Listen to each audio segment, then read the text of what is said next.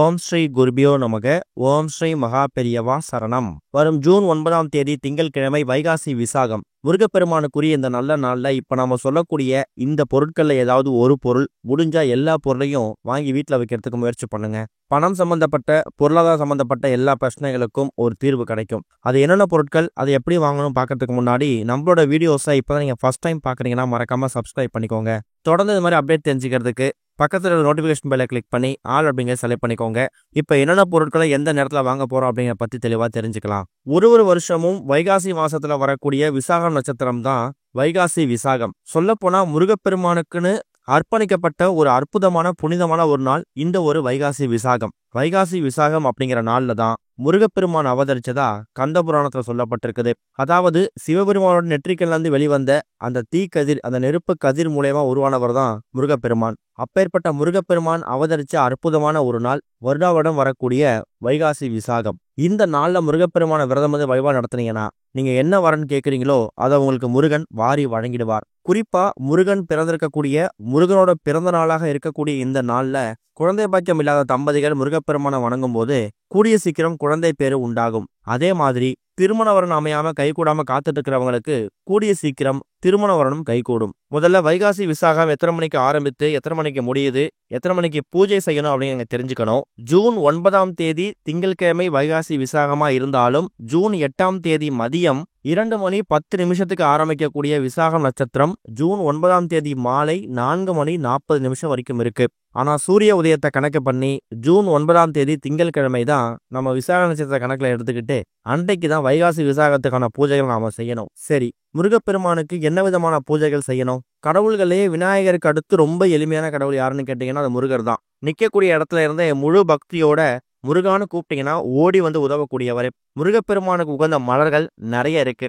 அந்த மலர்களையும் அதே மாதிரி முருகப்பெருமானுக்கு உகந்த நெய்வேத்தியங்கள் செஞ்சு வச்சு படைச்சி முடிஞ்சா உபவாசம் இருந்து விரதம் வந்து வழிபாடு நடத்தலாம். உபவாசம் இருக்க முடியாதவங்க பால் பழம் மாதிரியான எளிமையான ஆகாரங்களை எடுத்துக்கிட்டு முருகனுக்கு வழிபாடு நடத்தலாம். திங்கட்கிழமை அப்படிங்கிறதால காலையில 7:30-9 ராகு காலம், காலை 10:12 யமகண்டம். இந்த 2 நேரத்தை தவிர மற்ற நேரத்துல முருகப்பெருமானுக்குரிய அந்த வைகாசி விசாகத்துக்கான வழிபாடை செய்யறது ரொம்ப விசேஷம். அதை விட முக்கியமானது மாலை 4:40 விசாகம் நட்சத்திரம் முடிஞ்சிடும். கூடுமான அளவுக்கு மதிய நேரத்துக்குள்ளேயே முருகப்பெருமானுக்கு வழிபாடு செய்து படையல் போடுறதுக்கு முயற்சி பண்ணுங்க.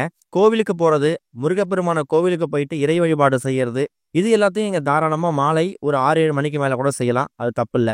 முருகனுக்கு இந்த வைகாசி விசாகத்தன்னைக்கு கந்தரப்பம் அப்படின்னு சொல்லக்கூடிய ஒரு இனிப்பு வகையை செஞ்சு வச்சு படைப்பாங்க. அது ரொம்ப விசேஷம். கடைகள்லையுமே இந்த கந்தரப்பம் அப்படிங்கிறது கிடைக்கும். அது கிடைச்சா கூட வாங்கிட்டு வந்து பூஜையில வச்சு பூஜை பண்ணிட்டு அதை நீங்க சாப்பிட்றது மட்டும் இல்லாம உங்க அக்கம் பக்கத்தினருக்கு பிரசாதமா கொடுக்கலாம். நெய்வேத்தியம் செஞ்சு எடுத்துட்டு போயிட்டு கோவிலுக்கு வரக்கூடிய குழந்தைகளுக்கு உங்க கையால கொடுங்க. உங்க குடும்பத்துல யாரையாவது உங்க மகளுக்கோ மகனுக்கோ குழந்தை பேர் இல்லை அப்படின்னா அவங்க சார்பா நீங்க அவங்களை கோவிலுக்கு அழைச்சிட்டு போயிட்டு முருகப்பெருமானுக்கு அர்ச்சனை பண்ணிட்டு முருகப்பெருமான் கோவில வலம் வர சொல்லுங்க. கூடிய சீக்கிரம் அடுத்த வைகாசி விசாகத்துக்குள்ள அவங்களுக்கு குழந்தை பேரு உண்டாவதுக்கான வாய்ப்பு அதிகமா இருக்கும். இது போக எந்த ஒரு விசேஷ நாள் வருதோ அந்த நாள்ல நம்ம வாங்கக்கூடிய பொருட்கள் இருக்குல்ல, அது பன்மடங்கு பெருகுவது மட்டும் இல்லாம நம்ம குடும்பத்துக்கு தேவையான சகல விதமான செல்வங்களையும் சௌபாக்கியங்களையும் கொண்டு வந்து சேர்க்கும். அதுலயும் முருகப்பெருமான் அப்படிங்கிறவரு ஆறுமுகம் கொண்டவர், எல்லா பிரச்சனைகளையும் தீர்த்து வைக்கக்கூடியவர். அப்படிப்பட்ட முருகப்பெருமான வைகாசி விசாகத்தண்ணி வணங்கிட்டு இப்ப நம்ம சொல்லக்கூடிய பொருட்களை வாங்கிட்டு வந்து வீட்டுல வைக்கிறதால பலவிதமான நன்மைகள் உங்களை வந்து சேரும். அதுல முதல் முக்கியமான பொருள் என்ன அப்படின்னா மயில் இறகு. மயில் இறகு அப்படிங்கிறது கோவில்ல மயில் இருந்துச்சுன்னா அதோட உடம்புல இருந்து உதிரக்கூடிய மயில் இறகை சேமிச்சு கடைகள்ல விற்பாங்க. காதி பவன்லையும் தேவஸ்தான கடைகள்லையும் கட்டாயம் இந்த மயில் இறகு அப்படிங்கிறது கிடைக்கும். ஒரே ஒரு மயில் இறகு வாங்கிட்டு வந்து வீட்டுல வைக்கிறதுக்கு முயற்சி பண்ணுங்க. அது மூலயமா உங்க வீட்டுக்குள்ள முருக கடாட்சம் அதிகமாகும். பூஜை அறையில மயில் இறகு அதிகமா இருந்துச்சுன்னா கெட்ட சக்திகள் கிட்ட நெருங்கவே நெருங்காதாம். துர்சக்திகள் விரட்டி அடிக்கப்படும். முருகனுக்கு எந்த அளவுக்கு முக்கியத்துவம் கொடுக்குறீங்களோ அதை விட 10 மடங்கு மயிலுக்கு முக்கியத்துவம் கொடுக்கணுமா.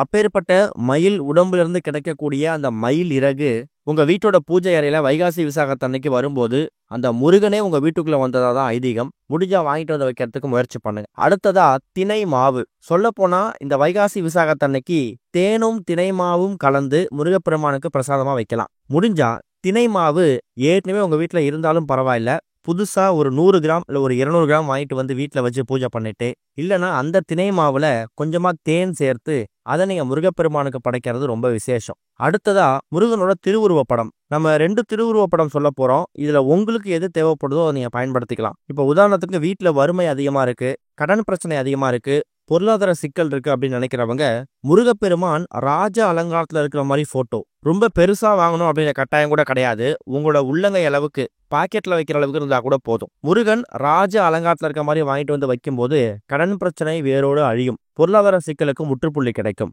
அதுவே வீட்டுல வந்து நிம்மதி இல்ல, கணவன் மனைவி கடையில பிரச்சனை அதிகமா இருக்கு, வீட்டுக்குள்ள ஏன் வரோன்னு இருக்கு, சண்டை சச்சரவா இருக்கு அப்படின்னு நினைக்கிறவங்க முருகன் வள்ளி தெய்வானை கூட இருக்கிற மாதிரி போட்டோ வாங்கிட்டு வந்து வீட்டுல வைக்கணும். இதுல 2 போட்டோவும் கூட நீங்க வாங்கி வச்சுக்கலாம். இல்ல ஏதாவது ஒரு போட்டோ தான் தேவைப்படுது, ஒரு போட்டோ என்கிட்ட இருக்கு அப்படின்னா நீங்க ஒரு போட்டோ மட்டும் வாங்கிட்டு வந்து வீட்டுல வைக்கிறதுக்கு முயற்சி பண்ணுங்க.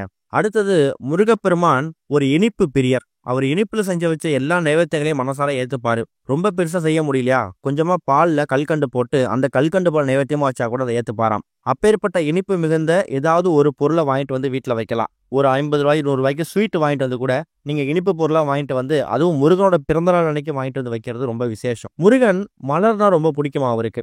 அதுலயும் சிவப்பு நிற மலர்கள்னா முருகப்பெருமான் ரொம்ப விரும்புவார். சிவப்பு நிற மலர்கள் என்ன கிடைக்குதோ, செவ்வரளி மலர், செம்பருத்தி மலர், இது மாதிரி சிவப்பு நிறத்துல என்ன மலர் கிடைக்குதோ, பூஜைக்கு என்ன மலர் பயன்படுத்த முடியுமோ அந்த பூக்கள் அந்த மலரை வாங்கிட்டு வந்து வீட்டுல வைக்கிறது ரொம்ப விசேஷம். கடைசியா கொஞ்சமா நெய். இனிப்புகள் செய்யறதுக்கு நெய் அதிகமா பயன்படுத்துவோம். அப்படி இல்லைன்னா நெய்க்கு பதிலா பஞ்சாமிர்தம் செய்யறதுக்கான பொருட்கள் என்னென்ன தேவைப்படுதோ, வாழைப்பழம், பேரிச்சம்பழம், திராட்சை, இது மாதிரி பஞ்சாமிர்தம் செய்யறதுக்கான பொருட்கள் என்ன தேவைப்படுதோ அதை தனித்தனியா வாங்கிட்டு வந்து அதை முருகப்பெருமானுக்கு நைவேத்தியமா படைச்சிட்டு அதுல நீங்க பஞ்சாமிர்தம் செய்யலாம். இல்ல பஞ்சாமிர்தத்தை உங்க கையால தயார் செய்து அதை முருகப்பெருமானுக்கும் சமர்ப்பிக்கலாம். அது உங்க விருப்பம் தான். இப்ப சொல்லிக்கக்கூடிய பொருட்கள் எல்லாமே எல்லோராலையும் எல்லா நேரத்திலையும் ரொம்ப எளிதா வாங்கக்கூடிய பொருட்கள் தான். இதுல சில பொருட்கள் விடுபட்டிருக்கலாம், இல்ல சில பொருட்கள் வாங்காம முயற்சி பண்ணிருப்பீங்க, அன்னைக்கு வாங்கலாம் திட்டம் போட்டிருப்பீங்க.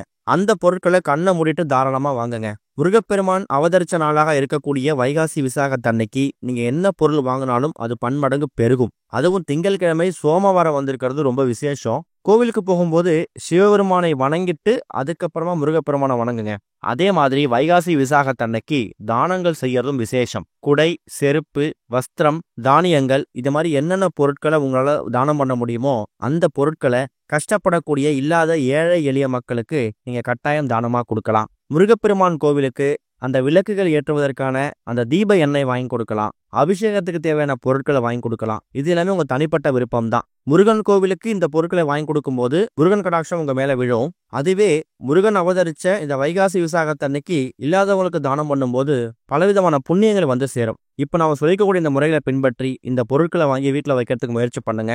கண்டிப்பா வைகாசி விசாகத்துக்கு பிறகு வரக்கூடிய நாட்கள் நல்ல நாட்களாவே அமையும். ஓம் ஸ்ரீ குருபியோ நமக. ஓம் ஸ்ரீ மகா பெரியவா சரணம்.